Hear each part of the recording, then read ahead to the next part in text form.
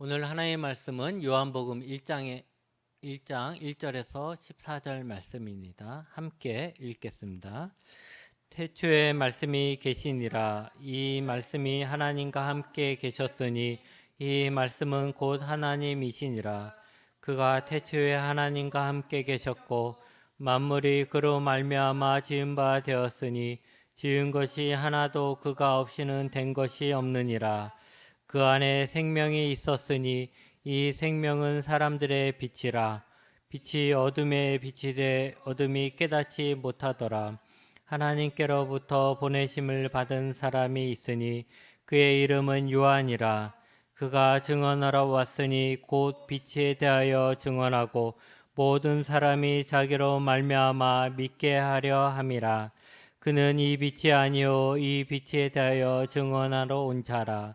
참 빛 곧 세상에 와서 각 사람에게 비추는 빛이 있었나니 그가 세상에 계셨으며 세상은 그로 말미암아 지은 바 되었으되 세상이 그를 알지 못하였고 자기 땅에 오매 자기 백성이 영접하지 아니하였으나 영접하는 자 곧 그 이름을 믿는 자들에게는 하나님의 자녀가 되는 권세를 주셨으니 이는 혈통으로나 육정으로나 사람의 뜻으로 나지 아니하고 오직 하나님께로부터 난 자들이니라. 말씀이 육신이 되어 우리 가운데 거하심에 우리가 그의 영광을 보니 아버지의 독생자의 영광이요 은혜와 진리가 충만하더라. 아멘. 우리 옆 사람에게 인사합시다. 뭐라고 인사해야 될까요? 메리 크리스마스라고 인사합시다. 메리 크리스마스. 네. 메리 크리스마스입니다. 즐거운 성탄절입니다. 요즘은 격세지감을 느낍니다. 예전에는 성탄절 때마다 성탄절의 주인은 산타 할아버지가 아니라 예수님이다 라는 메시지를 많이 전했던 것 같습니다. 성탄절에 사람들이 축제를 하고 산타 할아버지를 기다리고 흥청망청 파티를 하는 것에 대해서 비판을 하면서 성탄절의 주인인 예수님에 대해서 전했곤 했습니다. 그래서 성탄절을 산타 할아버지가 아니라 예수님에게로 돌려드려야 됩니다 라고 했었는데, 그런데 이제는 성탄절이 조용합니다. 물론 지금도 연인들은 이날을 자신들의 만남을 위한 중요한 날로 여기고 있을지는 모르겠지만 거리는 많이 조용합니다. 산타 할아버지도 이제 사라진 것 같고 캐롤도 사라지고 마치 명절이 그 의미를 잃어버리고 단지 연휴로 인식되어 있는 것처럼 성탄절도 조용해졌습니다. 이제는 성탄절이 모두가 즐거워하는 그런 날은 아닐지 몰라도 그러기에 더더욱 우리 교회는 성탄절의 진정한 의미를 묵상하고 그 은혜를 간직하여야 할 것입니다. 신나는 음악이 없어도 즐거운 파티가 없어도 산타 할아버지의 선물이 없어도 성탄절은 이 세상의 모든 사람들에게 참으로 기쁜 날입니다. 왜냐하면 하나님이 우리에게 오셨기 때문입니다. 우리는 지난 4주간 대림절 기간에 이사야서 말씀을 통해서 하나님이 보내시겠다는 메시아, 구원자에 대한 말씀을 나누며 하나님의 약속하신 그 메시아가 오시길 그 당시 사람들과 같은 마음으로 기다렸습니다. 그리고 그 긴 기다림이 바로 예수님이 오심으로써 끝나게 되었습니다. 여러분, 하나님이 오셨습니다. 희망이 없는 곳에, 평화가 없는 곳에, 죽음뿐인 이곳에, 정의가 없고 사랑이 없는 곳에, 진리가 없는 곳에 하나님이 오셨습니다. 그 날이 바로 성탄절입니다. 마태복음과 누가복음에는 예수님의 탄생 이야기가 기록되어 있습니다. 예수님의 잉태와 탄생, 그리고 그 소식을 전하는 천사들, 그리고 축하객들이 나오면서 한편의 드라마를 보는 것 같습니다. 그래서 마태복음이나 누가복음의 예수님 탄생 이야기를 들으면 우리가 마치 그곳에 있는 것처럼 이제 막 태어난 아기 예수님을 보는, 그래서 고요한 밤, 거룩한 밤 찬양이 들리는 듯한 그런 경건한 마음을 갖게 됩니다. 그런데 요한복음은 좀 다릅니다. 아니, 많이 다릅니다. 똑같이 예수님의 이야기를 기록한 복음서이지만 요한복음은 다른 복음서들보다 더 늦게 쓰여졌고 그만큼 신학적인 작업이 많이 이루어졌습니다. 다시 말하면 사실만 기록한 것이 아니라 그 사실이 무엇을 의미하는지에 대해서 한 번 더 설명되어지고 있다라는 것입니다. 요한복음에는 마태, 누가복음에서처럼 예수님의 탄생의 경건한 이야기 대신 예수님의 탄생이 우리에게 무슨 의미인지에 대해서 기록했습니다. 그러기에 성탄절의 의미를 알고자 하면 직접적으로 그 의미를 선포하고 있는 요한복음의 말씀이 더 도움이 될 것입니다. 그런데 가만 보면 오늘 우리가 읽은 성경에 예수라는 단어는 없습니다. 대신 말씀이라는 단어가 계속해서 나옵니다. 태초에 말씀이 계셨습니다. 이 말씀은 하나님과 함께 계셨는데 이 말씀이 하나님입니다. 또 이 말씀은 창조 사역에도 함께 하셔서 만물을 지으셨습니다. 이 말씀이 육신이 되어서 우리 가운데 함께 하십니다. 이 말씀이 결국 예수님을 이야기하는 것이죠. 여러분, 아기는 다 귀엽습니다. 아기는 다 사랑스럽습니다. 악한 사람도 아기를 보고 화를 내지는 못할 것입니다. 성탄절에 아기 예수님을 보는 모든 사람들도 마찬가지입니다. 하지만 요한복음은 우리에게 귀여운 사랑스러운 아기를 보여주는 것이 아니라 이 땅에 오신 하나님을 보여주십니다. 오늘 읽은 말씀에 말씀이라는 단어 대신 예수라는 단어를 넣으면 잘 맞습니다. 태초에 계셨던 예수, 하나님과 함께 계셨으며 만물을 지으셨으며 우리랑 함께 하시기 위해 육신이 되신 예수님입니다. 그런데 왜 예수님을 말씀이라고 하셨을까요? 아이를 키울 때 보면 아기들이 가장 행복할 때는 부모와 함께 있을 때입니다.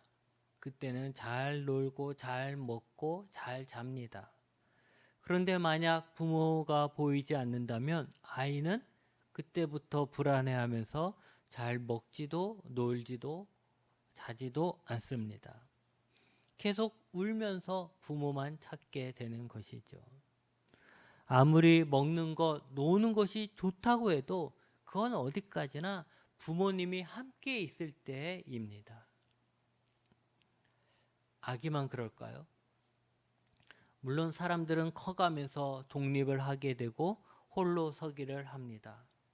혼자서도 잘 먹고 잘 노는 그런 훈련을 하게 되죠. 하지만 사람이란 존재가 자신의 부모, 자신의 근원 안에서 평안을 느끼는 존재인 것은 변함이 없는 것입니다. 사람은 창조주 하나님에 의해서 만들어진 존재입니다. 하나님이 사람의 근원이며 부모님입니다. 사람은 하나님의 보호를 받으며 하나님과 소통하며 행복해 합니다. 마치 아기가 부모랑 함께 있을 때처럼 말입니다. 하지만 사람들은 죄를 짓게 되면서 하나님과 단절되었습니다. 하나님께 쫓겨나서 하나님과 단절되어 살아가는 사람들의 모습이 행복할 수 없습니다. 사람들의 문제는 바로 하나님과 단절되었다는 데서 시작되는 것입니다. 그런데 말씀이 왔습니다. 하나님께로부터 말씀이 왔습니다. 물론 그전에도 하나님은 선지자를 통해서 아니면 율법을 통해서 사람들과 소통하려고 하셨습니다. 그런데 이제는 하나님이 자신이 말씀이 되셔서 사람들에게 오셨습니다. 말씀은 연결입니다. 말씀은 소통입니다. 드디어 하나님과 단절되었던 사람들에게 하나님께서 말을 걸어 오신 것입니다. 하나님께서 단절을 뚫고 소통하고 연결하기 위해서 사람들에게 말씀으로 오신 것입니다.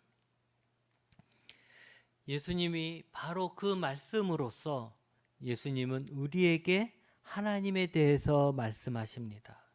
그리고 우리에게 하나님의 뜻, 의지를 보여주시고 하나님의 말씀으로써 이 세상에 하나님의 뜻을 실천하십니다.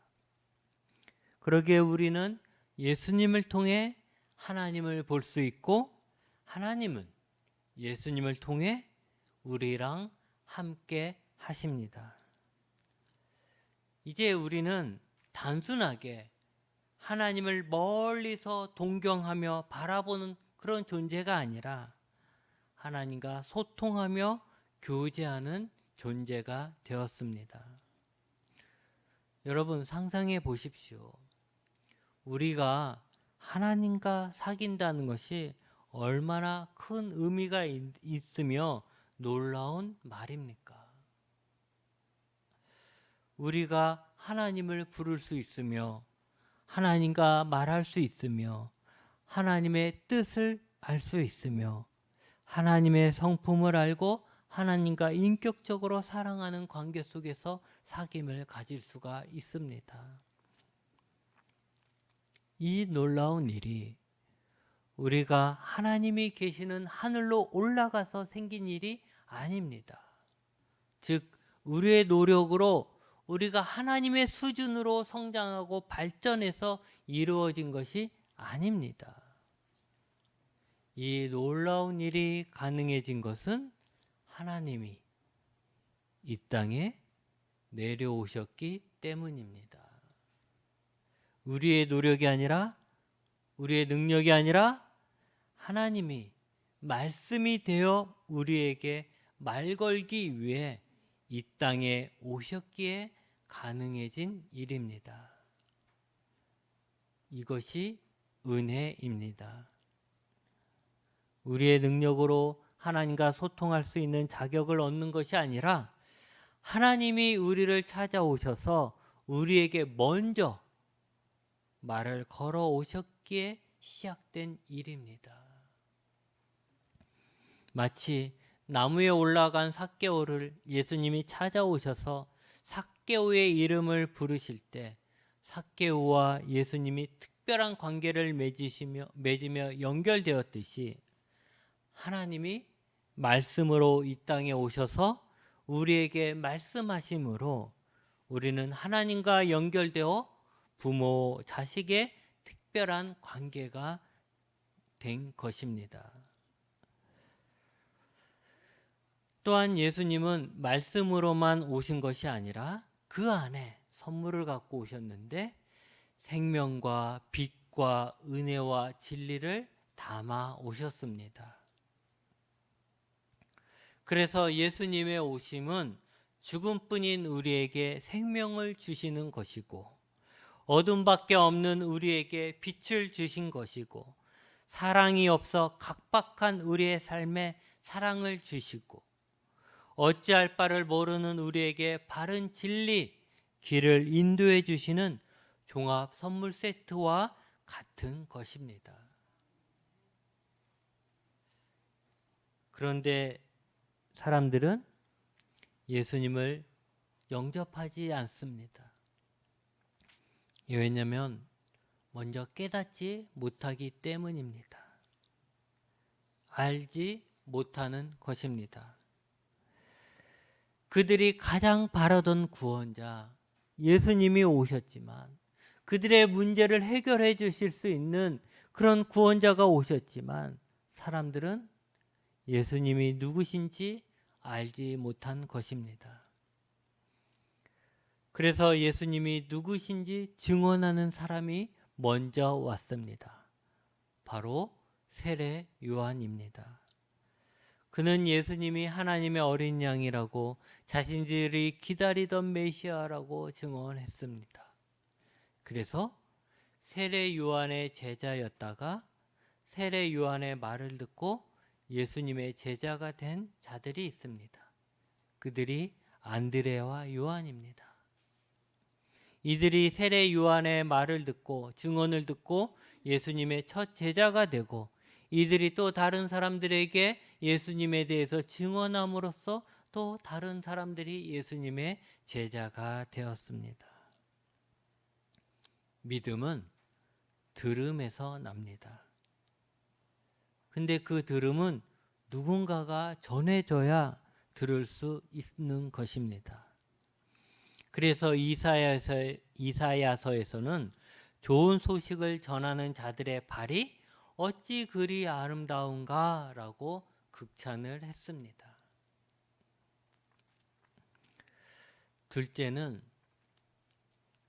자신이 왕노릇하는 것을 빼앗기지 않기 위해 영접하지 않습니다.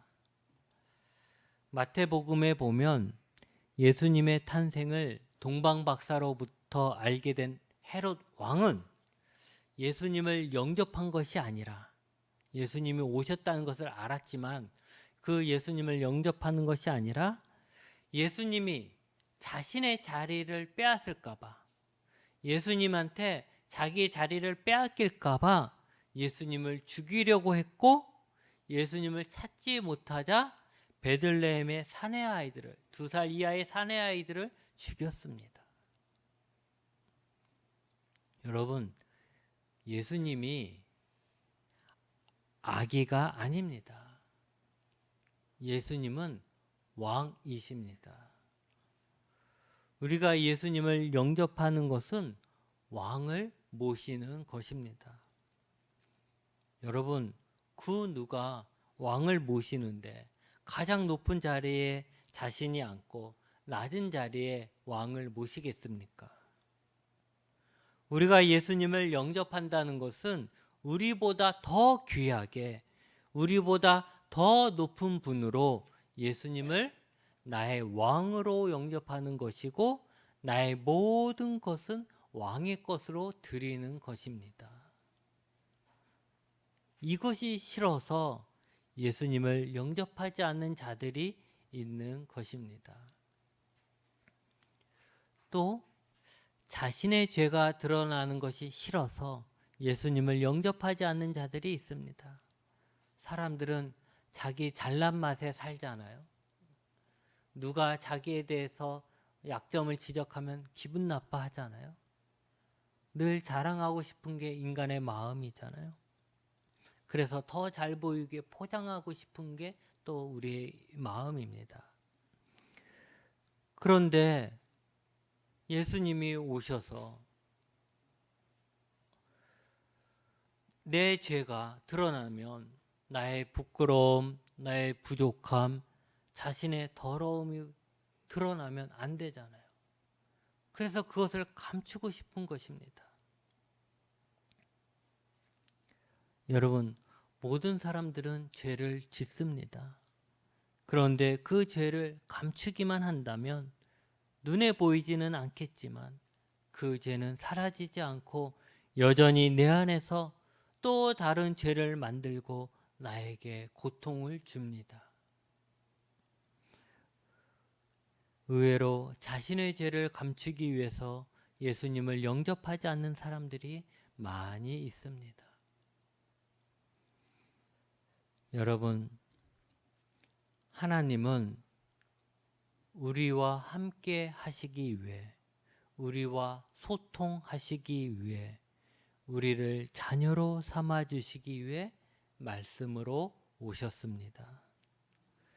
그 말씀은 죽음 속에 갇혀 있는 우리에게 생명이 되고, 어둠 속에 있는 우리에게 빛이 되고, 사랑 없는 우리에게 사랑이 되고, 혼돈 속에 있는 우리에게 진리가 됩니다.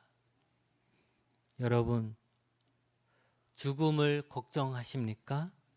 그렇다면 예수님을 영접하십시오. 예수님이 여러분에게 죽지 않는 생명, 영원한 생명을 주십니다.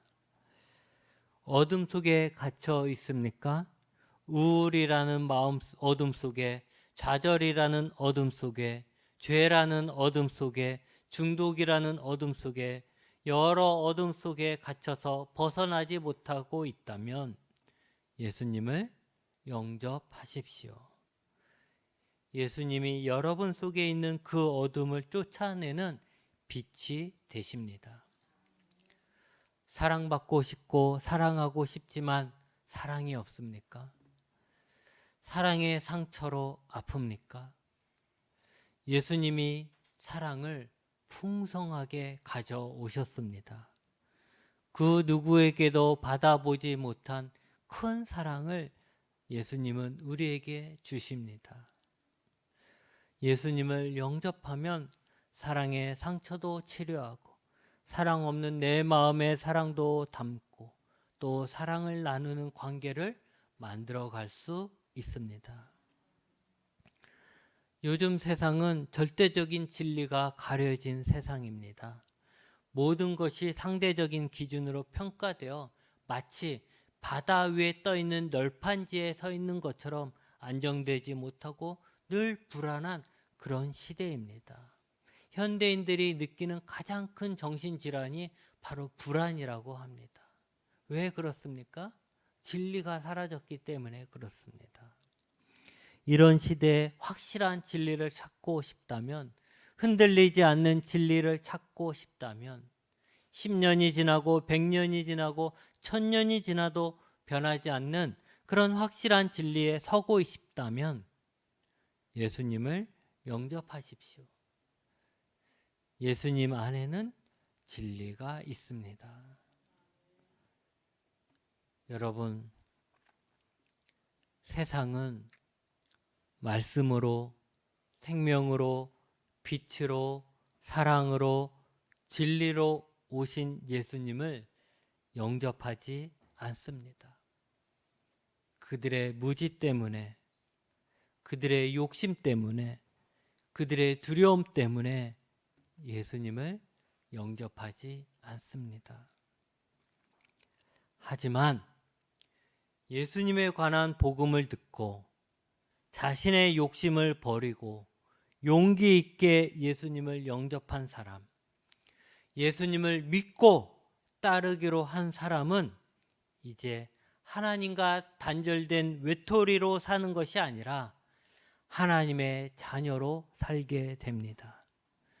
그리고 임마누엘 예수님은 하나님의 자녀와 세상 끝날까지 함께 하십니다. 여러분, 외톨이로 있는 나에게, 어둠 속에 있는 나에게, 사랑받지 못한 나에게, 아무것도 아닌 나에게 하나님의 자녀 삼아 주시고 나와 함께 하시기 위해서 육신이 되어 이 땅에 오신 예수님을 내 안에 영접하여 예수님의 탄생의 기쁨을 함께 누리길 바랍니다. 기도하시겠습니다.